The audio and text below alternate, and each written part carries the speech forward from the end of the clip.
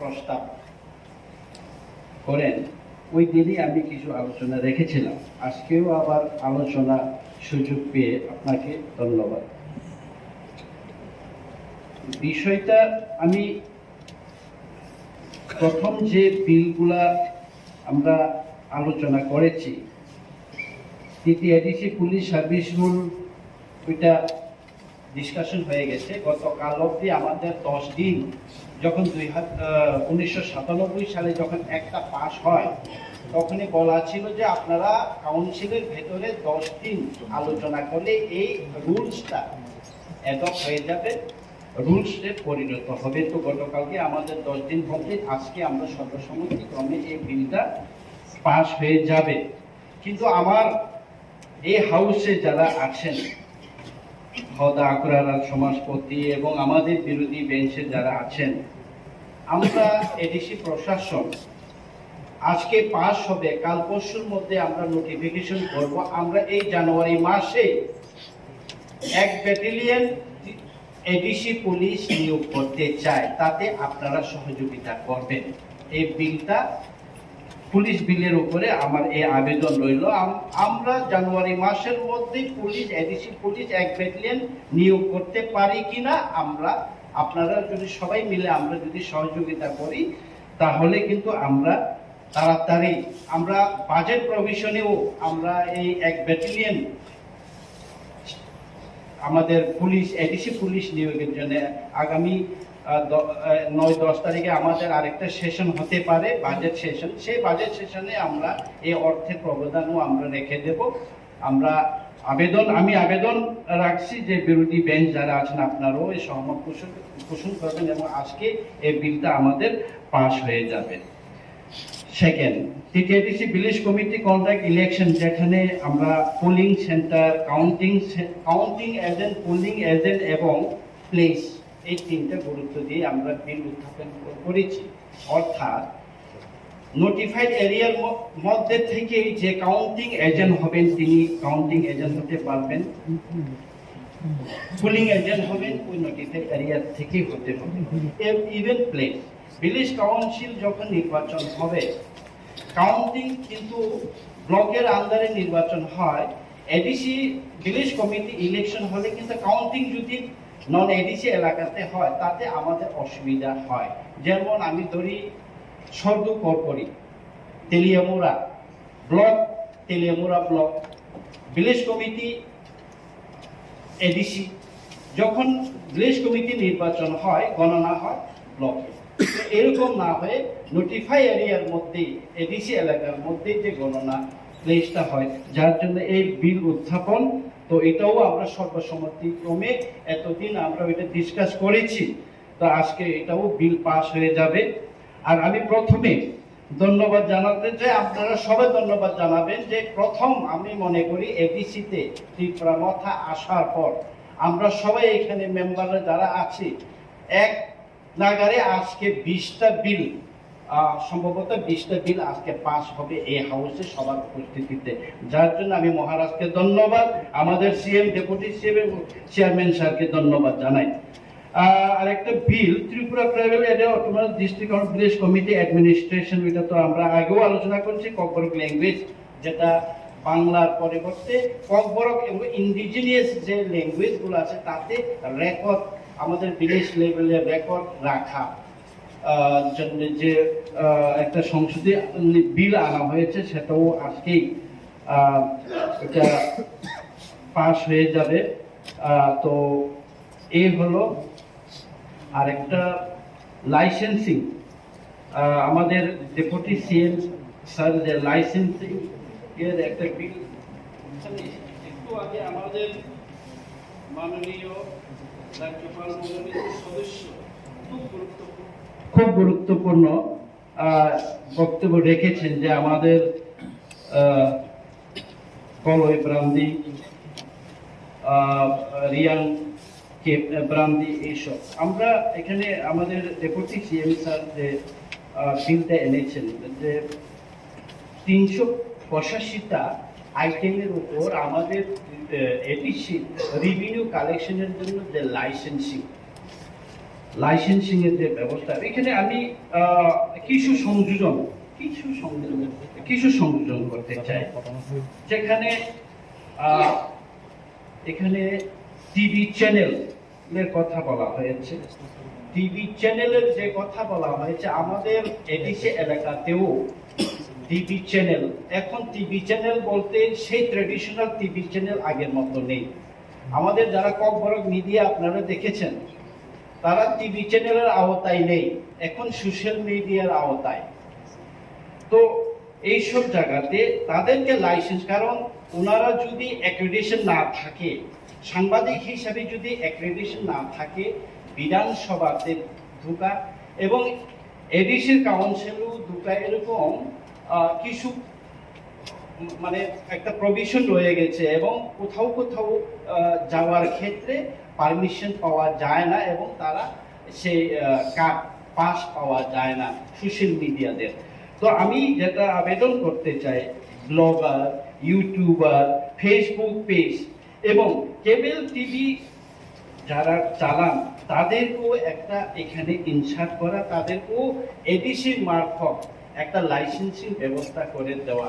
তা না হলে ওদের যে ব্লগ, পেজ, ইউটিউব চ্যানেলের নামে না ট্রেড লাইসেন্স হবে, না প্যান কার্ড হবে, না তাদের ব্যাংক অ্যাকাউন্ট হবে, কিছুই হবে না। তারা মিডিয়া হিসাবেও তারা কোথাও, কারণ মিডিয়া টিভি চ্যানেল মানে broadcasting corporation of India through post office থেকে রেজিস্ট্রেশন করতে হয়। সেই রেজিস্ট্রেশন প্রত্যেক বছরে রিনিউয়াল হয় পোস্ট অফিস থেকে।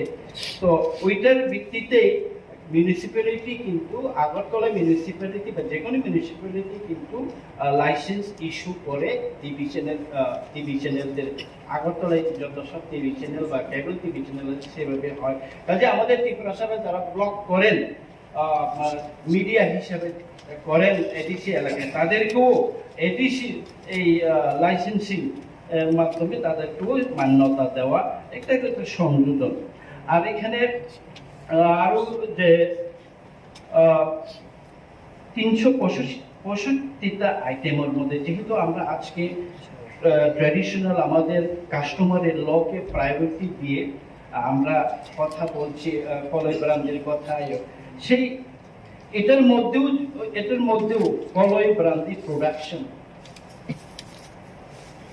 রিয়াং ব্রান্ডি প্রোডাকশনের ক্ষেত্রে যদি লাইসেন্সিং এখন থেকে এডিসি তরফ থেকে লাইসেন্সিং দেওয়া হয়, তাহলে আমাদের একটা রাইট হয়ে গেল। এটা ত্রিপুরাতে এক্সক্লুসিভলি প্রোডাকশন হয়ে একটা রাইট হয়ে গেল। সেভাবে আমাদের মুয়া কারান, আমাদের গান্ধেরি কারান, বাতিমা কারান, এরকম কিছু কিছু আমাদের প্রোডাক্ট আছে, সেগুলাকেও আমরা কিভাবে লাইসেন্সিং করা যায়। ট্রেডিশনাল যেটা আমাদের চাকরি চাতানের মধ্যে দরকার পড়ে, যে চুয়ানের কথা বললেন, চুয়ান প্রোডাকশনের ক্ষেত্রেও আমাদের, কারণ একটু আগে বললেন যে মোতায় আতাই করলে, পূজা পার্বণ করলে আমাদের চুয়ান দরকার, গড়া, ইভেন গড়া প্রোডাকশন নাগাল্যান্ড থেকে এখন দিল্লিতে গড়া রেস্টুরেন্টে গড়াও এখন বিক্রি হচ্ছে প্রতিটা রেস্টুরেন্টে। তো আমাদের এখানেও যে প্রোডাকশন, সেইগুলোকেও লাইসেন্সিং একটা ইনক্লুড হোক। আরেকটা হচ্ছে ট্রেডিশনাল হ্যান্ডলুম। আমাদের এখানে আমি দেখলাম ট্রেডিশনাল আমাদের রিসা রিগনাই, আমাদের এই কলই, রাংখল, রিয়াংদের নিজস্ব কালচার, আমরা রিসা রিগনাই, চাকমা সবাই আমাদের নিজস্ব একটা পরিচিতি আছে আমাদের রিসা রিগনাইয়ের মধ্যে। এই যে নকশাটা, এই বুমুল কিন্তু আজকে আমাদের থেকে অন্যরা কেউ ছিনে নিয়ে যাবে। আমরা যদি এখন থেকে যদি এটা প্রোডাকশনের লাইসেন্সিং না করি, হদ আকরাদের আমরা লাইসেন্সিং না করে দিই, তাহলে কিন্তু অন্যরা প্রোডাকশন করবে। আমাদের ট্র্যাডিশনাল দ্বারা আমরা প্রোডাকশন করি হাতে, আমাদের কিছু লাভ থাকবে না। হাজার হাজার লাখ লাখ এখন রিসা প্রোডাকশন হচ্ছে, আমরা গলায় রিসাতে অনেক রিসা কিন্তু হাতে হচ্ছে না, এখন তাতে হচ্ছে, আমরা করছি না, অন্যরা করছে। যার জন্য আমাদের এটা একটা লাইসেন্সিং হওয়া দরকার। আমাদের প্রত্যেকটা কমিউনিটির এই যে বুমুর নকশাগুলোতে প্রিজার্ভ রাখা আমাদের এডিসির কর্তব্য, এটাও যেন এখানে সংযোজিত হয়। আরেকটা হচ্ছে আমাদের traditional household furniture, handloom, handicraft, নখাই, এরকম অনেক কিছু আছে, ওয়াইং, এইগুলাকেও একটা লাইসেন্সিং দেওয়া প্রোডাকশন। যে লাইসেন্স আছে সেই হিউজ প্রোডাকশন করবে, তাকে ফাইন্যান্সিয়াল অ্যাসিস্ট্যান্ট হবে, সে একটা লাইসেন্স পাবে। তো আমাদের ট্র্যাডিশনালি যে নখাই, আপনার বাইলিং এইসব প্রোডাকশন করছেন, এবং তাদেরকেও লাইসেন্সিং আওতায় নিয়ে আসলে ট্র্যাডিশনালি আমাদের আরো রিচ হবে। আর আর এখানে দেখলাম আমাদের ত্রিপুরাশনে আমরা যেমন জাম্পুই হিলে প্রাইভেটভাবে টুরিস্ট স্পট করছে, এখানে বড়মুরাতে tourist spot, private homestay, private tourist lodge, এইগুলোর জন্য লাইসেন্সিং এই জায়গাতে ট্র্যাডিশনাল ত্রিপুরাশনের ট্র্যাডিশনাল হাতের মাছ একটা হোমস্টে, এইসবটাও যেহেতু আমাদের লোনের মধ্যে এইসব প্রবিধান আমরা রেখে দিয়েছি, তো এই সবগুলোও যেন থাকে, আমাদের ট্র্যাডিশন মেনটেন করে রাখার জন্য, প্রিজার্ভ করার জন্য এগুলোও যেন থাকে, তার কিছু সংযোজন আমি রাখলাম। তো বাকি অ্যাডমিনিস্ট্রেটিভ জাস্টিস, ওইটার সাথে আমাদের কাস্টমারি ল, এখন আমার মনে আছে গত মাসে যখন অমরপুরে মহারাজার সাথে আমি যাই শান্তিকালী আশ্রমে, আমার সাথে আরো আমাদের এখানে গিয়ে দেখি প্রচুর খোদা আপনারা উপস্থিত ছিলেন। তখনই মহারাজার কাছে একটা ওনারা সবাই মিলে একটা আবেদন করেন যে এই আগামী মাসের মধ্যে কাস্টমারের ল যেন সবাইকে পাস করে দেওয়া হয়। তো মহারাজা তখনই সবার সামনে আমাকে বলেছিলেন যে ব্যাপারটা দেখো, আগামী মাসে যেন কাস্টমারের লটা পাস হয়। তো আমরা সেই হিসাবে মহারাজার নির্দেশে কথা দিয়েছিলাম, হ্যাঁ আমরা আগামী মাসে এটা পাস করতে চেষ্টা করবো। আমাদের অনারেবল সিএম স্যার চেষ্টা করেছেন, আমরা সবাই মহারাজার নির্দেশে চেষ্টা করেছি। আজকে ঐতিহাসিক একটা দিন, আজকে আমরা পুরা যে 5টা কাস্টমারি ল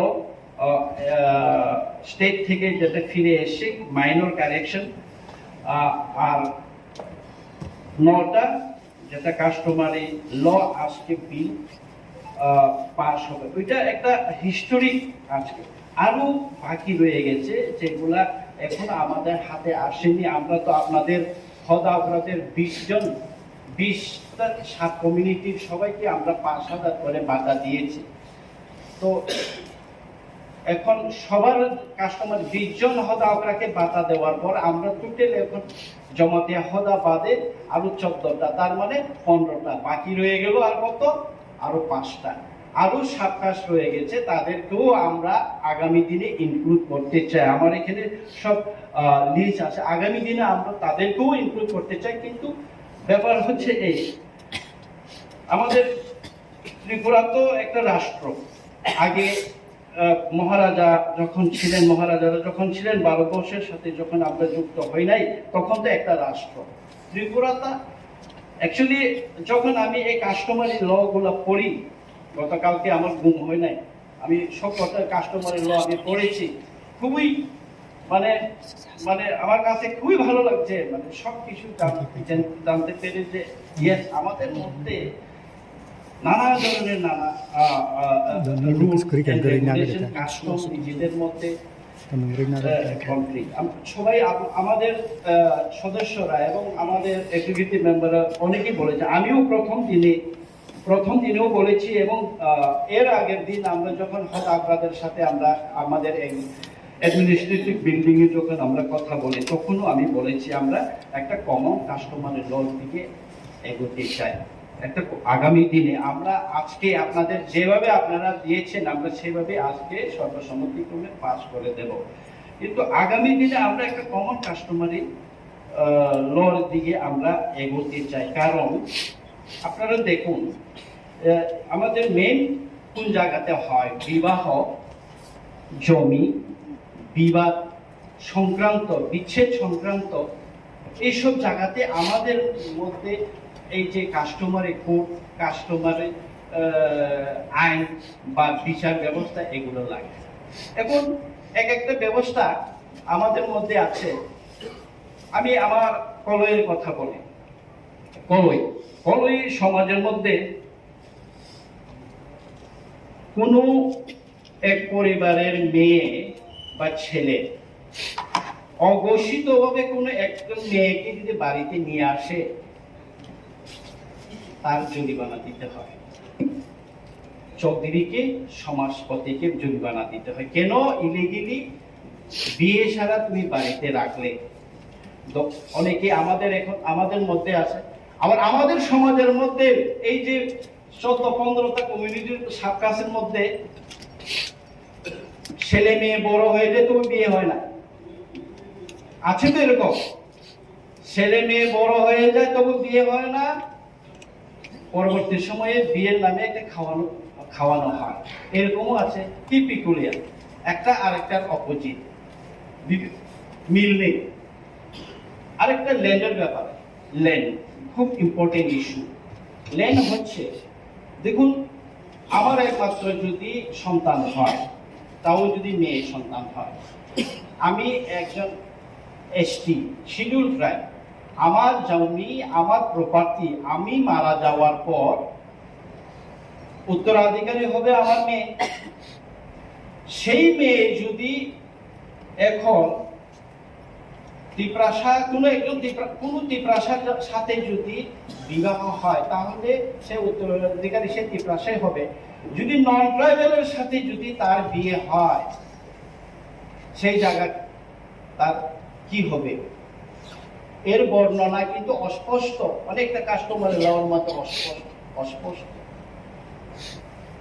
অনেকটা কাস্টমারের লওয়ার মধ্যে এই জায়গা জমি, এটা খুব ইম্পর্টেন্ট। তার সেই জায়গাটা কি হবে? তাদের মেয়ের নামে যাবে, মেয়ে অন্য কাস্টের নাম নেবে, সে আর এসটি থাকবে। আগামী দিনে ওই জায়গাটা কার কাছে যাবে? এটা অস্পষ্ট। বিবাহ বিচ্ছেদে যেমন অস্পষ্ট, এই ল্যান্ডের ইস্যুতেও এভাবে অনেক অস্পষ্ট। আর কিছু কিছু সমাজে দেওয়া আছে, সে আমার সমাজের ইন্টারকাস্ট ম্যারেজ, কলই সমাজ যদি দেববর্মা হয়, দেববর্মার সাথে যদি মেয়েটা বিয়ে করে, তাহলে সে আর কলই হবে না। কোন কোন সমাজে এটা কোনো মেনশনই নেই। সে ম্যারেজ হলে কি হবে, তার অধিকার কি হবে, অস্পষ্ট। মলসম কাস্টমারের ল খুবই সুন্দর করে করা হয়েছে। তাদের বিবাহ, বিচ্ছেদ, পূজা, কিন্তু পূজা পার্বণ করার জন্য ধার্য করা আছে, সে করবে, অমুক করবে। কিন্তু আমাদের মধ্যে সমাজ পরিবর্তনের সাথে সাথে ধর্মও তো অনেকটা পরিবর্তন হয়ে গেছে আমাদের সমাজের মধ্যে। কিছু কিছু সমাজে আমরা জানতে পারি যে খ্রিস্টান হলে তার সমাজের মধ্যে থাকবে না। তা কি করে হয়? আইন কি সেটা বলে? কাস্টমারে কি সেটা বলবে? খ্রিস্টান হলে সেই খ্রিস্টানরা কাস্টমার লতে থাকবে না। তো সেখানেও আমাদের আইনের সাথে কনফ্লিক্ট হবে। কিছু কিছু সমাজে সে যদি খ্রিস্টান হয়, ডেথ সার্টিফিকেট হবে না, বার্থ সার্টিফিকেট হবে না, তাকে আমরা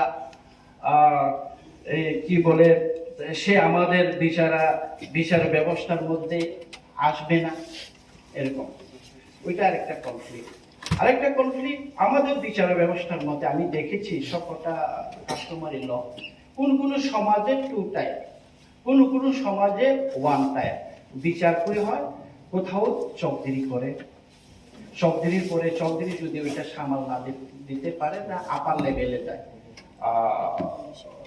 কেউ নারায়ণ করবে, কেউ রায় করবে, কেউ কাশকো করবে।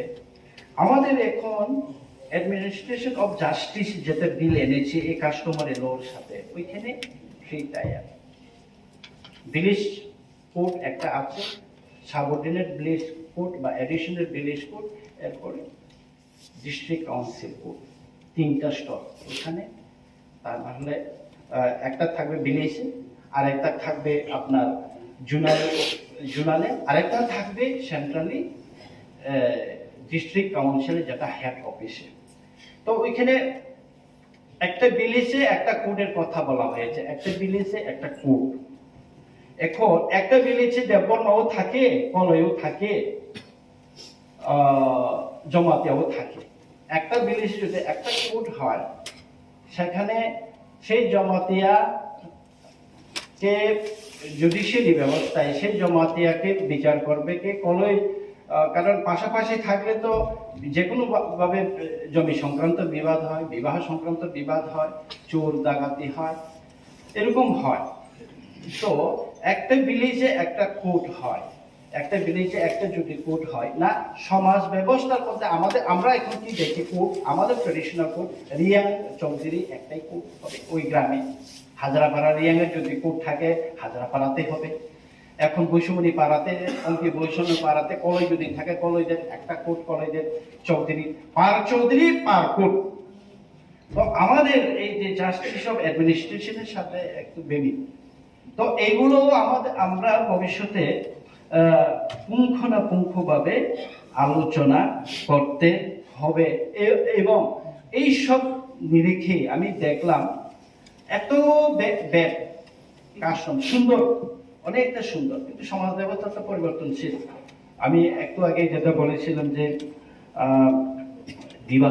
বিবাহ সম্বন্ধীয় যে ব্যাপার, কোন কাস্টমারের মধ্যে এটাও আছে, একসাথে কোনো বিয়ের বাড়িতে সবাই সমাজপতিরা, সবাই গ্রামের লোকেরা একসাথে বসে খেলো, কেউ যদি ভুলবশত ক্রমে অনুমতি ক্রমে একজন যদি খাবার থেকে উঠে যায়, তার জরিমানা থাকে। এটাও একটা জাজমেন্ট। একটু আগে আমি যেটা বলেছিলাম যে বিবাহ সংক্রান্ত কোনো সমাজে বাচ্চা ছেলে মেয়ে বড় হয়ে যায়, তারও তার বিবাহ হয় না। কোনো সমাজে কোনো যেমন আমাদের কলয়ে বিধবা মেয়েকে নারীকে বিয়ে করলে তারও হয়, জরিমানা হয়। বিবাহ বিচ্ছেদ তো থাকে, সম্মত কেসও হয় আমাদের সমাজের মধ্যে। তো এই সব কিছু মিলে এই কাস্টমার ল আমরা আজকে, এটা একটু জটিল প্রক্রিয়া, আজকে আমরা পাস করতে যাচ্ছি। আমার পরে আরো বলবেন আমাদের ডেপুটি সিএম স্যার বলবেন। তো আমি যেহেতু দুবার এটার উপরে বলেছি, তো 6 শিডিউল, যেটা কালকে কথা আমাদের নাথ বাবুদেরও সমাজপতি, আমাদের অনারেবল এমডিসিও সমাজপতি আছেন এখানে নাথ সম্প্রদায়ের কি হবে না? তো 6 শিডিউলে প্রভিশন করে দিয়েছে যে শুধু ট্রাইবেলের জন্য, এর জন্য আমরা তো সেটা করতে পারলাম না। কিন্তু এসটিদের যে করার জন্য এই সুন্দর 6 শিডিউল কনস্টিটিউশন অফ ইন্ডিয়াতে আমাদেরকে এত সুন্দর, আমাদের এত বৈচিত্র্য, আমাদের এত কাস্টম কালচার রীতি নীতি, ওইটাকে একযোগে 38 বছর দুই খাসি গারোহীন কত বছর আগে ওনাদের কাস্টমার ল পাস করে ফেলেছে। ওনারা এনে করতে করতে, অ্যামেন্ডমেন্ট করতে করতে একটা জায়গায় পৌঁছেছে। কিন্তু আমরা এখন ওইটাকে এই মুহূর্তে আমরা বিল পাস করতে যাচ্ছে। এটা আগামী দিনে কিন্তু যেটা আমাদের মেম্বাররা বললেন, কিছু ভুল, কিছু সংযোজনী যদি থাকে আপনারা করে নেবেন। কারণ টাইম না পাওয়াতে আমরা, যেহেতু আপনারা বলেছেন মহারাজ সবার জন্য, মহারাজকে আপনারা আবেদন করেছেন যে এই আগামী মাসের মধ্যে বিলটা পাস করে দেবেন। তো সেই হিসেবে মহারাজকে ধন্যবাদ যে আপনাদের আপনাদের ডিমান্ড, আপনাদের যে প্রয়োজনীয়তা বুঝে আমাদেরকে নির্দেশ দিয়েছেন যে যতটা কাস্টমার ল আছে সবগুলোকে পাস করে দেওয়া। কাজেই বিরোধী বেঞ্চ নির্দেশ আমরা আজকে আপনাদের পাস করে দেব। তো আমরা সবাইকে ধন্যবাদ। কিন্তু একটাই কথা বলবো যে সদিচ্ছা থাকলে সবই হয়, সদিচ্ছা থাকলে সবই হয়। এটা একটা ইচ্ছাও থাকতে হয় যে মানে এটাই তো নিজেকে নিজে শাসন করার একটা প্রক্রিয়া। বিগত 38 বছরে নিজেকে নিজে শাসন করার স্বশাসন করার প্রক্রিয়াই হয়নি গত 38 বছরে। আমাদের কোনো কিছু হয়নি, এখন শুরু আমরা 38 বছর পর। কি হলো? আমাদের কিছু হয়নি, শুধু রাজনীতি আর রাজনীতি করে গেছে। এখানে ত্রিপুরা সাথে বঞ্চিত করে গেছে, আমাদের আপনাদের সবাইকে বঞ্চিত করে গেছে এখানে বসে বসে। কিন্তু একটা কাস্টমারের লও ঠিকভাবে পাস করে দিতে পারলেন না। তো আমি আশাবাদী ট্রেজারি এবং বিরোধী বেঞ্চ আমরা সবাই একত্র হয়ে আজকে এইটার উপরে বেশি জোর দিয়ে যে আমরা যে কোনো হারে এটাকে পাস করব। এর সাথে সাথে আমাদের এই অ্যাডমিনিস্ট্রেশন অফ জাস্টিস ওইটা পাস করব। ইভেন পুলিশ বিলটাও আমরা যে পুলিশ রুল ওইটাও আমরা পাস করে নিচ্ছি, যেটা আপনাদের আবেদন করলাম যে আগামী জানুয়ারি মাসে আমরা পুলিশ নিয়োগ করতে চাই। ওইটার মধ্যে আপনাদের কাজ লাগবে, আপনাদের কোর্টে, আপনাদের হদাদের কোর্টে আপনাদের কাজ, আমাদের পুলিশ কাজ লাগবে। যখন বিচার ব্যবস্থায় আপনারাই নিয়ে যান, ওখানে দারোয়ান হিসাবে লাঠি নিয়ে ওনারাই দাঁড়িয়ে থাকবেন। কাজে ওইটার সাথে সাথে সবগুলো বিল যেন পাস হয়। তো আমি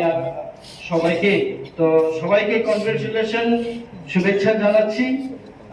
যেন আমরা সবাই এক থাকি আমাদের আন্দোলনে। এটাই আমাদের দিশা, আমাদের আগ্রহ যে আমরা মুক্তি টিপ্রাসাদের যে এখনো অনেক কিছু যেটা করার বাকি আছে ওইটা করার জন্য আমরা প্রতিজ্ঞাবদ্ধ, মহারাজও প্রতিজ্ঞাবদ্ধ।